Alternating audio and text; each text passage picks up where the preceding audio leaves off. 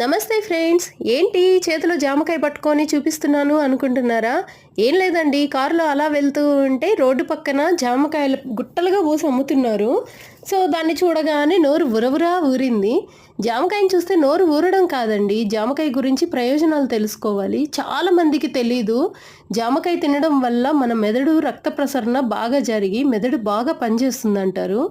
చూడండి, నేనైతే ఉప్పు కారం వేసుకొని ఇలా తింటాను.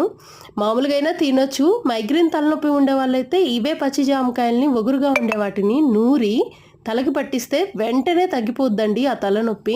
ఎందుకంటే నాకు కూడా మైగ్రేన్ ఉంది కాబట్టి. సో అందుకనే నాకు తెలుసు అనమాట. జామకాయలో చాలా విటమిన్స్, ప్రోటీన్స్, పీచు పదార్థం ఉంటుందండి. అందుకని ప్రతి ఒక్కరు తినొచ్చు.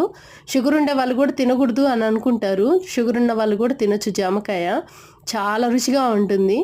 ఓకేనండి, ఈ వీడియో నచ్చితే లైక్ చేయండి. ప్లీజ్ నా ఛానల్ సబ్స్క్రైబ్ చేయండి.